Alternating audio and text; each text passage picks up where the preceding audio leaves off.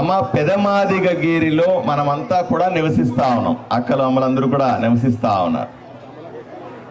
మీకందరికీ కూడా తప్పనిసరిగా కొన్ని వసతులు ఉండాలి. నేను అడుగుతాను, వాటికి సమాధానం చెప్పండి. పెదమాదిగగిరిలో అందరికీ ఇళ్ల పట్టాలు ఉన్నాయా? అందరికీ ఉన్నాయా? లేవు. మీకు పెదమాదిగగిరి ఇక్కడ పూర్తిగా నిండిపోయింది. మీకు టెట్కో ఇళ్ళని అపార్ట్మెంట్ లాగా కట్టి ఇళ్ళు ఇస్తామని మీకు చెప్పినారు. మీ దగ్గర డబ్బులు కూడా తీసుకున్నారు, రిజిస్ట్రేషన్ కూడా చేసినారు. అవి పూర్తయినాయా అని అడుగుతా ఉన్నా. మీరు ఎప్పుడన్నా అక్కడ మీ పేరు మీద అలాట్ చేశారు కదా ఇల్లు, వాటికి వెళ్ళి చూసుకొని వచ్చినారా అని అడుగుతా ఉన్నా. పోలే.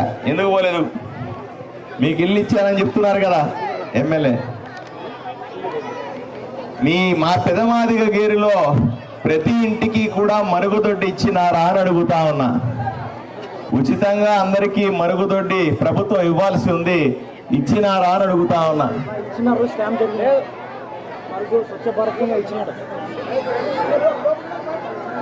అంతెందుకు, ప్రతి పేదలకి కూడా మీ అందరికీ కూడా ఆరోగ్యం పాడైతే కార్డు ఇస్తారు మీకు, ఆరోగ్యశ్రీ కార్డు. అది మీ కుటుంబాలకు అందరికీ చేరిందా అని అడుగుతా ఉన్నా. హాస్పిటల్కి వెళ్తే ఫ్రీగా ట్రీట్మెంట్ చేస్తున్నారా అని అడుగుతా. చేయట్లేదా? ఎందుకు చేయట్లేదు? ఆ కార్డు పని చేయట్లేదా?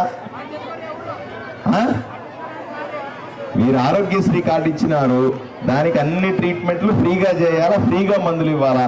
ఇస్తున్నారా పెద్దమ్మ? నువ్వు చెప్పు. ఇస్తుంటే ఇస్తున్నారని చెప్పండి, లేదంటే ఇట్లా అనాలి కదా. నాకు ఎట్ట తెలుస్తుంది? చేతులు ఎత్తి ఇట్లా అనలేరా? ఏమా మీకు ఇస్తున్నారా? ఇవ్వట్లేదు. హాస్పిటల్ వాళ్ళు మీకు ఫ్రీగా ట్రీట్మెంట్ ఇవ్వట్లేదు. సరే ఏమా, అందరూ కర్నూలు పోండి అంటారా? అందరూ కర్నూలు పోండి అంటారు. మరి కార్డు ఎందుకు పని చేస్తున్నట్టు? సరే,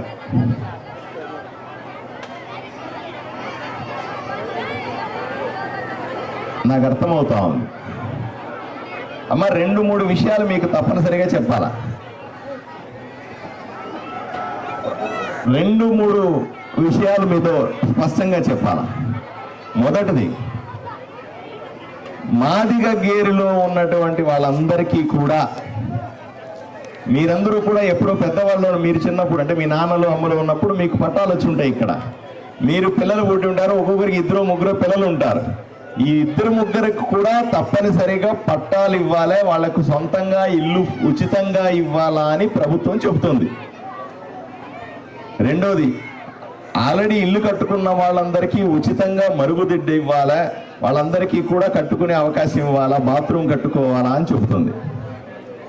మూడవది, మీకందరికీ ఇక్కడ ఎక్కువైతే బయట పట్టాలు ఇచ్చి అక్కడ ఉచితంగా ఇల్లు ప్రభుత్వమే కట్టివ్వాలా అని ప్రభుత్వం సిద్ధంగా ఉంది. నరేంద్ర మోదీ గారు చెప్తా ఉన్నారు.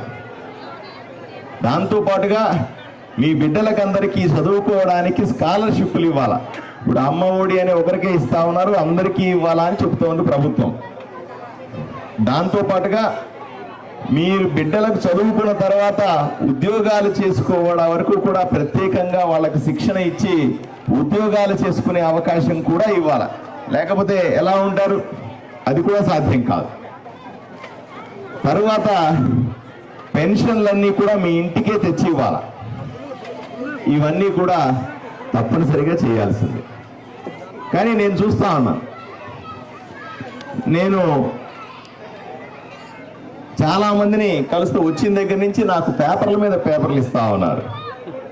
ఈ పేపర్ నిండా సమస్యలే కనబడతాయి. ఎవరెవరు వస్తున్నారు ఒక పేపర్ ఇస్తున్నారు, ఎవరెవరు వస్తున్నారు ఒక పేపర్ ఇస్తా ఉన్నారు. పోనీ అంతెందుకు, మీకు మంచి నీళ్ళు ఎన్ని రోజులకు ఒకసారి వస్తున్నాయి చెప్పండి? 5 రోజులకు ఒకసారి వస్తా ఉన్నాయి.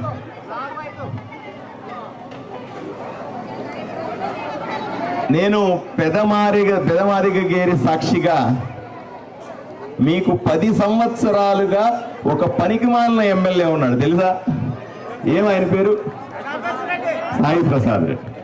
ఎంత పనికి మాలినోడంటే మీకు 4 రోజులకు ఒకసారి 5 రోజులకు ఒకసారి కూడా నీళ్ళు ఇస్తా ఉంటే 10 ఏళ్ళ నుంచి ఏం గాడిదలు కాస్తా ఉన్నాడా అని అడుగుతా ఉన్నాడమ్మా. నిజమా కాదా? ఇప్పుడు మనమందరూ కూడా పెదమాదిగ గేర్లు ఓట్లేస్తే కదా ఆయన ఎమ్మెల్యే అయినాడు. మీరు చెప్పాలా? మీరు ఓట్లు లేకుండానే ఎమ్మెల్యే అయిపోయినాడా? గట్టిగా చెప్పాలి. మీరు ఓట్లేస్తేనే కదా ఆయన ఎమ్మెల్యే అయినాడు. ఎమ్మెల్యేగా ఎందుకు చేసినట్టు? మీరంతా ఎందుకు ఓట్లు వేసినట్టుగా కదా? ఏదో మీ దగ్గరకు వచ్చి మీ కష్టాలు వింటాడని, మీకు ఏదైనా ఇబ్బందులు ఉంటే తీసేస్తాడని, ప్రభుత్వం మీకు 3 సార్లు ఓట్లేసి 15 సంవత్సరాలు ఇక్కడ ఎమ్మెల్యేని సాయి ప్రసాద్ రెడ్డిని ఎన్నుకున్నాడు. మీకు నిజంగా ఎందుకన్నా పనికొస్తున్నాడా అని అడుగుతా ఉన్నా. పనికొస్తున్నా అంటే లేదంటే లేదన్నా చెప్పాలా? ఏం పనికిరాడు. ఎందుకు పనికొస్తాడు? ఒకే ఈ ఊర్లో ఎవరికీ పనికిరాడని ఎక్కడ పోయినా చెప్తా ఉన్నారు నాకు. అంతెందుకు, నేను సూటిగా అడుగుతున్నా. నేను ఈరోజు ఎన్నికలను వచ్చినానో ఏదో మిమ్మల్ని చెయ్యెత్తులు ఓట్లు వేయండి అక్క అమ్మ అని అడుక్కోవడానికి వచ్చిన. మీ ఎమ్మెల్యే 10 ఏళ్లుగా ఎమ్మెల్యే కదా, 15 సంవత్సరాలు ఎమ్మెల్యే కదా, ఏ రోజైనా సరే వచ్చి నిలబడి కదా ఈ గుడి ముందు నిలబడి మీ కష్టాలు ఏమిటి అని మిమ్మల్ని అందరినీ పిలిచి మాట్లాడినాడా అని అడుగుతా ఉన్నా. అయినా కూడా మీరు ఒకసారి ఓట్లు వేసినారు, ఆయన 5 ఏళ్లు కనిపించలా. మళ్ళీ ఎందుకు ఓట్లు వేశారు అని మిమ్మల్ని అడుగుతా ఉన్నా. ఒకసారి ఎవరన్నా ఓట్లు వేశారు, ఇప్పుడు నాకు ఓటు వేశారు అనుకోమ్మా, నాకు ఓటేసి మళ్ళీ నేను వచ్చి మీ పనులు చేసి పెట్టలేదు అనుకో, మళ్ళీ ఎవరన్నా ఓటేస్తారా? మరి సాయి ప్రసాద్ రెడ్డి అనే ఎమ్మెల్యేకి 3 సార్లు మీరు ఎట్లా ఓట్లు వేసినారు అని అడుగుతా ఉన్నా.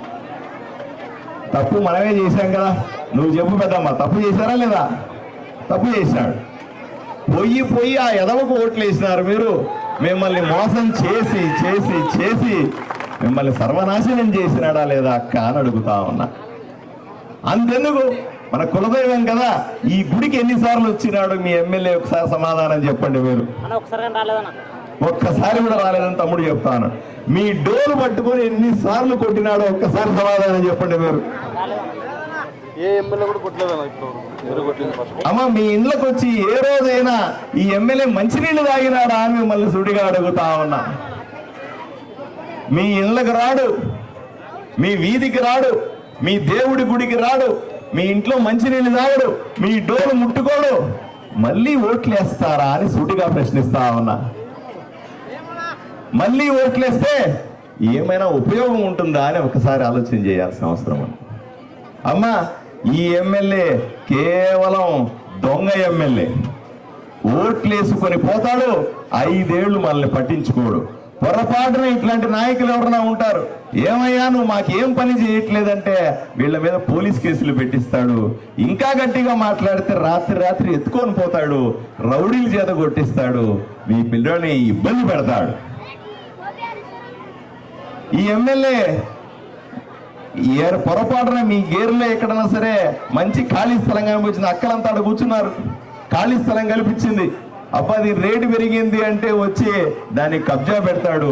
మీరు ఏమీ చేసుకోలేరు, భూమంతా వాడి చేతికిచ్చి ప్రశాంతంగా దూరంగా పారిపోయే పరిస్థితి ఉందా లేదా అని మిమ్మల్ని అడుగుతా. అమ్మా 10-15 సంవత్సరాలుగా మీకు ఏమీ చెయ్యనటువంటి ఎమ్మెల్యేని ఇంటికి పంపించాలా లేదా అని మిమ్మల్ని అడుగుతా ఉన్నా. అమ్మ నా పేరు డాక్టర్ పార్థసారథి, నేను వృత్తిరీత్యా డాక్టర్ని. నరేంద్ర మోదీ నన్ను పంపిస్తే, మన ప్రధానమంత్రి నన్ను పంపిస్తే ఇక్కడికి వచ్చి ఎమ్మెల్యేగా పోటీ చేస్తూ 2 చేతులు ఎత్తి మిమ్మల్ని వేడుకుంటున్నా, నాకు ఓటేయమని అడుగుతా ఉన్నా. నేను మీ అందరికీ కూడా ఈ డోలు సాక్షిగా చెప్తా ఉన్నా, మన దేవుడు హరళప్ప సాక్షిగా చెప్తా ఉన్నా, హరళయ్య సాక్షిగా చెప్తా ఉన్నా. ఇక్కడ ఉన్నటువంటి ఎస్సీలకు అందరికీ కూడా, ఇక్కడ ఉన్నటువంటి మాదిగలకు అందరికీ కూడా ఇబ్బంది లేకుండా అన్ని సదుపాయాలు ఏర్పాటు చేసే బాధ్యత నేను ఎమ్మెల్యేగా తీసుకుంటా. నేను ఎన్నికలప్పుడు వచ్చి మాత్రం ఈ మాటలు వేసి ఓట్లు వేయించుకుని వెళ్ళిపోయి ఇట్లాంటి లీడర్ని కాదు. మీరు కావాలంటే అడగండి, నేను 15-20 రోజులుగా తిరుగుతా ఉన్న గ్రామాల్లో ఒకసారి కనుక్కోండి నా గురించి. మీరు ఒకసారి వీడియోలు చూడండి, నేను ఫేస్బుక్లో ఏం వీడియోలు పెట్టానో ఒకసారి చూడండి, నా గురించి అర్థం చేసుకోండి. పెదమాదిగ గేరుతో పాటుగా ఎస్సీ కాలనీలో అన్నింటిలో కంటే కూడా ప్రత్యేకంగా డబ్బులు తీసుకొని వచ్చి ముఖ్యమంత్రి చంద్రబాబు నాయుడు గారు నాకు సన్నిహితుడు, నరేంద్ర మోదీ గారు కూడా మా గురువు, నా మాట వింటారు. వాళ్ళ దగ్గర నుంచి ఈ ఎస్సీ కాలనీలన్నింటికీ కూడా ప్రత్యేకంగా డబ్బులు తీసుకొని వచ్చి మీకు ఏమేమి ఇబ్బంది ఉందో, కాలువలు సరిగా లేకపోతే కాలువలు తవ్విస్తా, ప్రతి ఇంటికి కూడా కుళాయి ఇప్పిస్తా, రోజు నీళ్ళు వచ్చే ఏర్పాట్లు చేస్తారని మీ అందరికీ హామీ ఇస్తా ఉన్నా. రెండోది, మీ బిడ్డలకందరికీ కూడా, మీ బిడ్డలందరూ చదువుకోవాలా, చదువుకోవడానికి ఎంఆర్పిఎస్ కు సంబంధించినటువంటి ఉద్యమం జరుగుతా ఉంది. అయ్యా మాకు రిజర్వేషన్లో వర్గీకరణ కావాలని చెప్పి మా బిడ్డలు బాగా చదువుకోవాలంటే, పెద్ద ఉద్యోగాలు చేయాలంటే బిడ్డలకు రిజర్వేషన్ ఉంటే బ్రహ్మాండంగా చదువుకుంటారు, ఉద్యోగాలు వస్తాయి, మమ్మల్ని పోషిస్తారని మీరందరూ కూడా పెద్దవాళ్ళు ఆశిస్తూ ఉంటారు.